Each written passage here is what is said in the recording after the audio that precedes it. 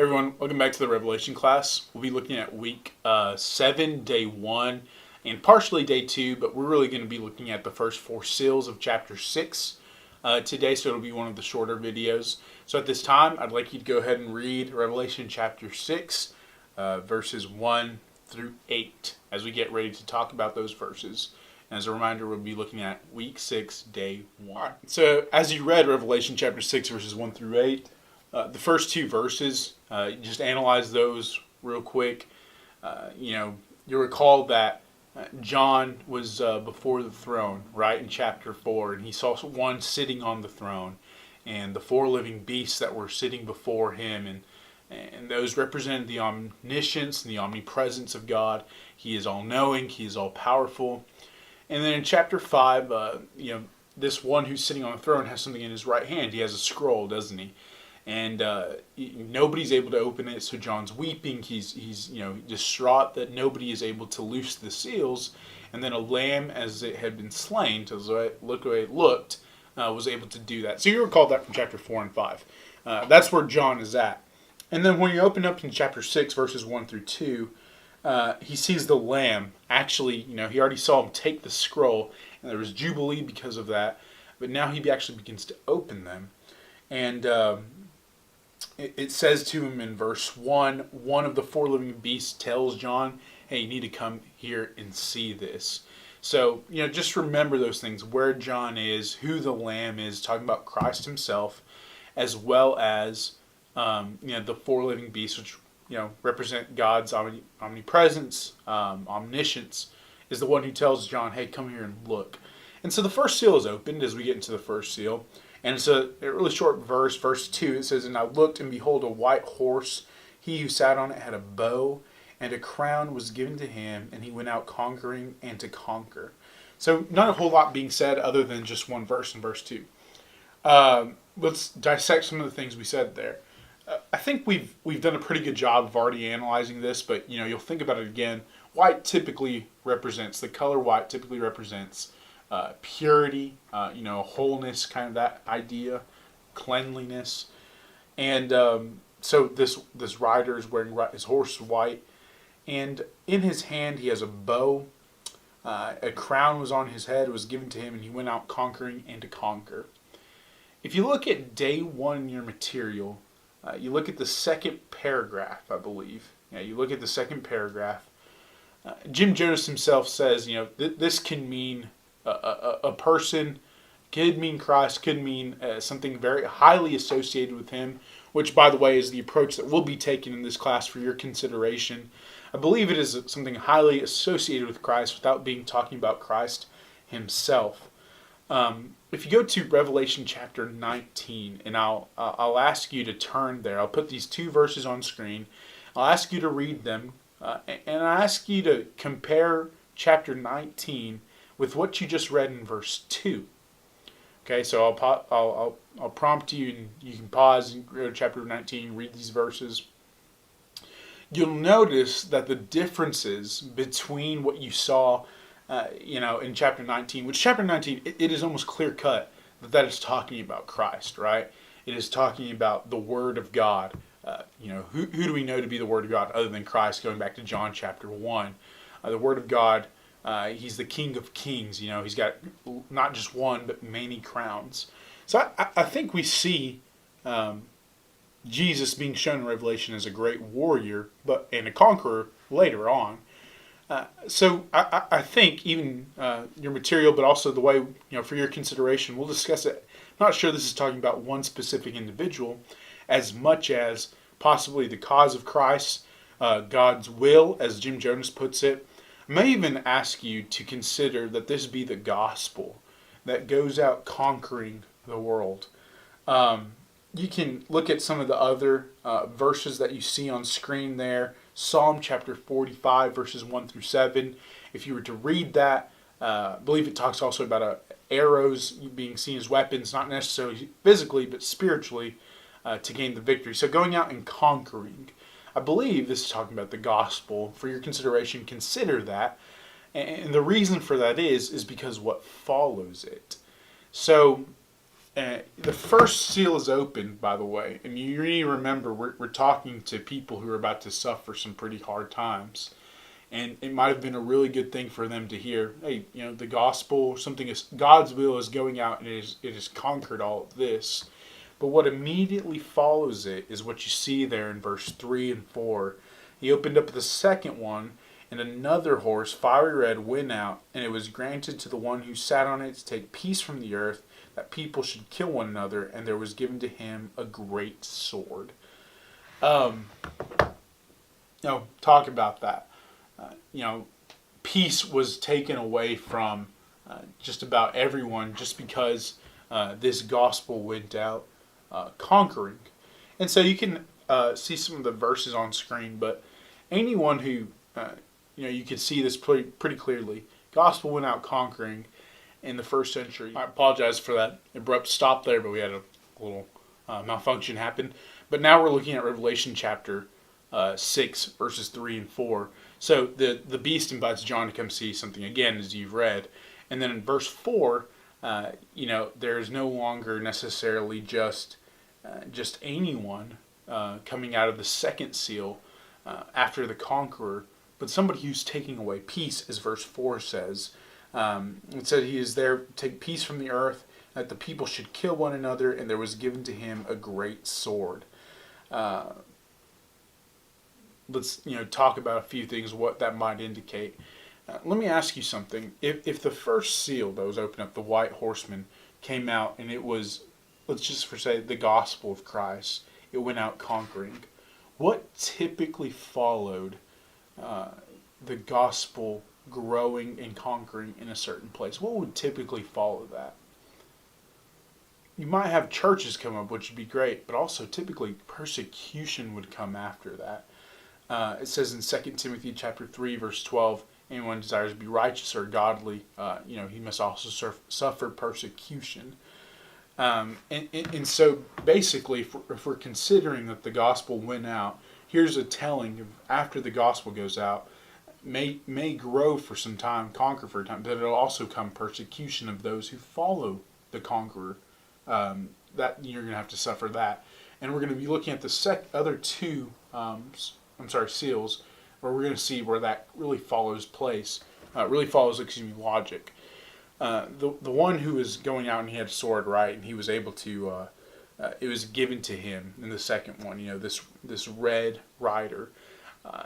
The word that is used there, I can't remember the Greek word, it might be Kyra.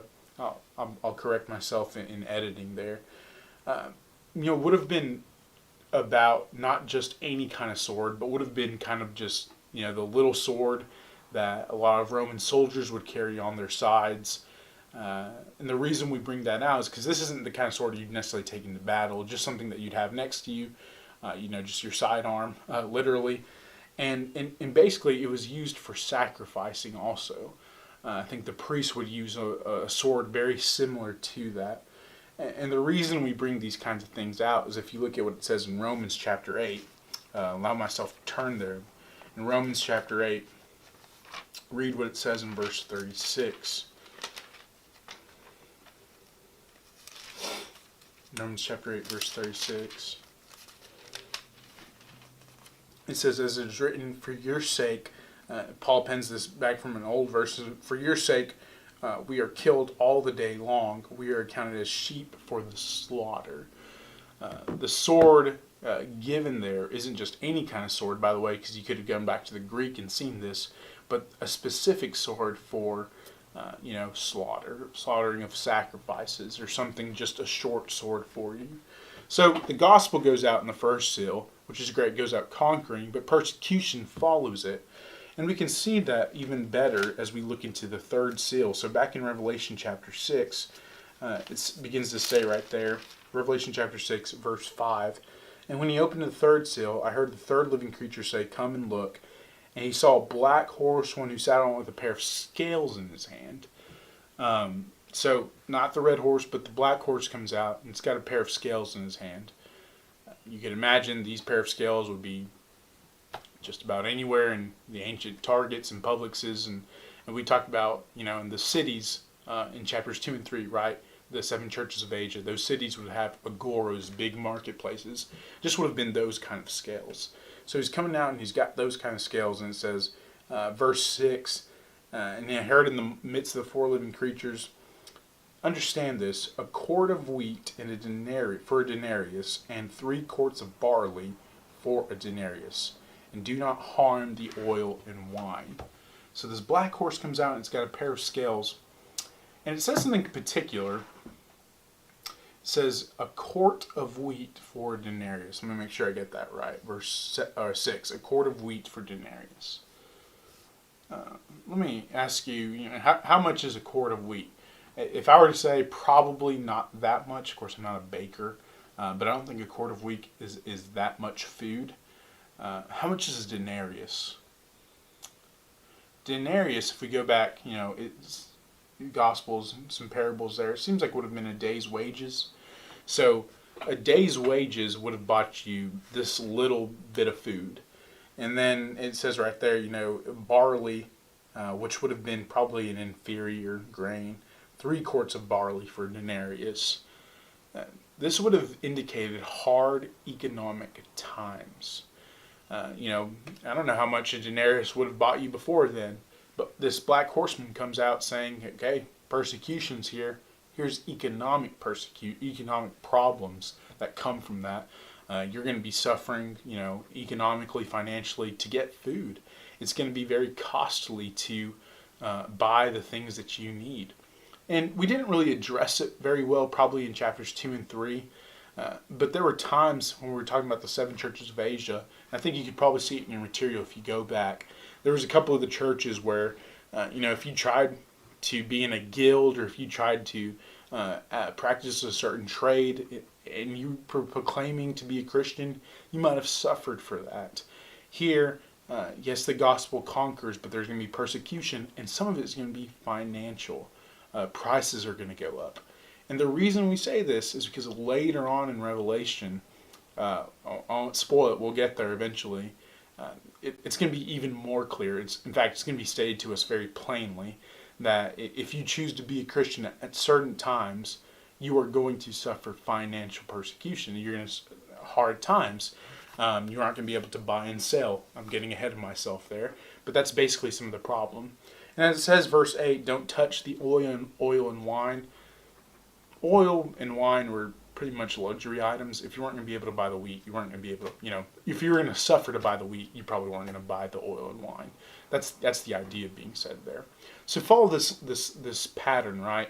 The gospel goes out, people decide to be Christian, goes out conquering. However, persecution follows, and here's it being shown, financial persecution. And then verse 7, as the fourth one is opened up, he sees a pale horse in verse 8. The name of him who sat on it was Death, and Hades followed him.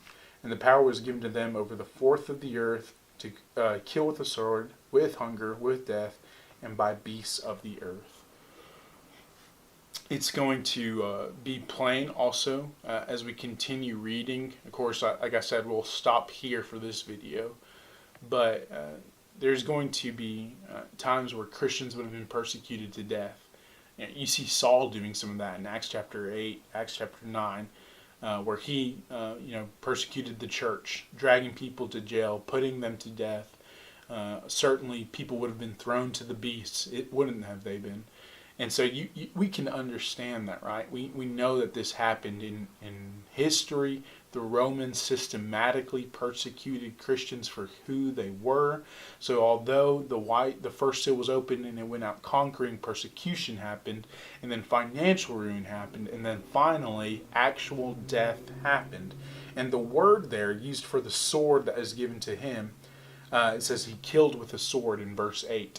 That is actually talking about, like, how I said back when we were talking about the Red Rider said, he had a short sword. Well, this sword is a different word in the Greek language. It means a one meant for battle, the kind, I don't know if you watch Lord of the Rings, but this big long sword meant to take, someone's head off, basically. So the first 4 seals, this idea of the 4 horsemen of the apocalypse, you've probably heard that before. We don't buy into all of that.